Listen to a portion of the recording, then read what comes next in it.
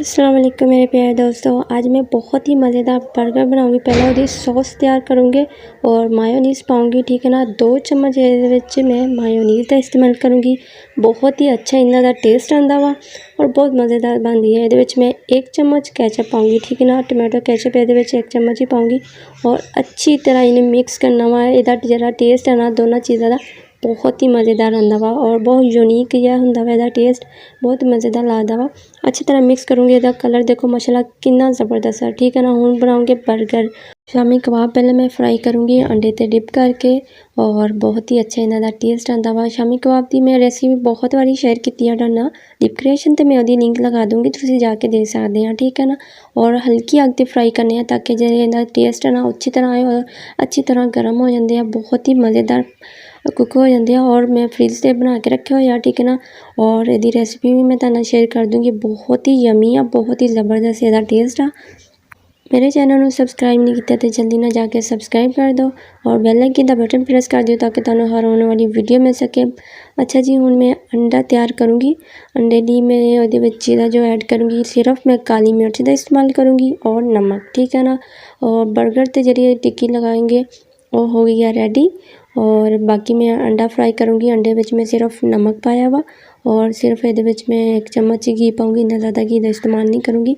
और सिर्फ काली मिर्च मैं पाई सी, ठीक है ना। और अंडे की टिक्की बनाऊँगी। बहुत ही मज़ेदार ये जी टिक्की दी टेस्ट है ना अच्छा लगता वा। बिल्कुल हल्का फुल्का जिहा इसका टेस्ट होंदा वा, बहुत मज़ेदार लगता। अच्छा जी, अंडे की टिक्की तो हो रही है फ्राई। बहुत ही अच्छी जी और प्यारी जी टिक्की बनी है, बिल्कुल छोटी साइज़ की बनानी है, ठीक है ना। और मैं ब्रेड गरम करूँगी, ठीक है ना। और बर्गर गरम कर लाँगे। इहदे थोड़ा जिहा मैं रोस्ट करूँगी हल्का हल्का। अग तुसीं स्लो ही रखनी है, ठीक है ना। ज़्यादा अग रखोगे तो जल जाएंगे और घी वगैरह नहीं लगाना, बिल्कुल इन्हों हल्का जिहा रोस्ट कर लेना वा ताकि इसका जो टेस्ट होएगा ना अच्छी तरह आएगा। और हुण मेरी ये ब्रेड रेडी हो चुकी है। बर्गर बहुत ही मज़ेदार बनते हैं। रमज़ान ते भी तुसीं बना सकदे हो और हल्की फुल्की भुख होवे ना तुसीं बना सकदे हो। बहुत ही मज़ेदार लगता वा। बच्चों को बहुत पसंद होंदे आ, उन्होंने ज़रूर बना के दिया करो। और जो अपने हाथ का स्वाद होंदा ना और किसी होर चीज़ ते नहीं आंदा, तुसीं अपने हाथ नाल बना के दिया करो ताकि जो बाज़ार दे है ना वो उन्होंने भुल जान। और बाज़ार दी चीज़ां वैसे भी नहीं खानियां चाहिए क्योंकि जरासीम वगैरह होंदे आ, पता नहीं किद्दां चीज़ां मक्खियां वगैरह बैठियां होंदियां, किद्दां बनांदे आ। और ये मैं सलाद दे पत्ते रखूँगी, ठीक है ना। सलाद के पत्ते रख के और बहुत ही मज़ेदार इसका टेस्ट आएगा। ये मैं रखूँगी टिक्की जी फ्राई की हुई है, ठीक है ना। और बहुत ही मज़ेदार लगती है। देखो कितनी ज़बरदस्त इसकी खुशबू भी आ रही है, इसका टेस्ट भी बहुत ही मज़ेदार आ। और मैं ये रखूँगी अंडे की टिक्की, ठीक है ना। बहुत ही मज़ेदार बाकी चीज़ां और भी शेयर करांगे। सब्सक्राइब नहीं किया तो सब्सक्राइब कर दो और नाल ही बेल आइकन का बटन प्रेस कर दो ताकि तुहानू हर आने वाली वीडियो मिल सके।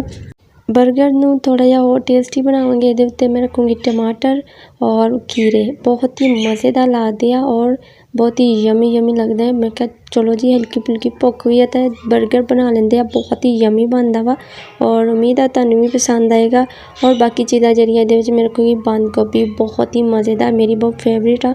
और इहदे विच मैं लगाऊँगी मायोनीज़ जो मैं तैयार करके रखी हुई है केचप सॉस, ठीक है ना। वो मैं इहदे विच लगा लूँगी और अगर तुसीं चाहो तो बंद गोभी ते मिक्स कर सकदे आ, ठीक है ना। और फूल गोभी भी कहते हैं, बंद गोभी भी कहते हैं। अच्छा, केचप लगा लूँगी मैं दूसरी साइड पे और माशाल्लाह बहुत ही मज़ेदार यमी यमी बर्गर तैयार हो गया वा।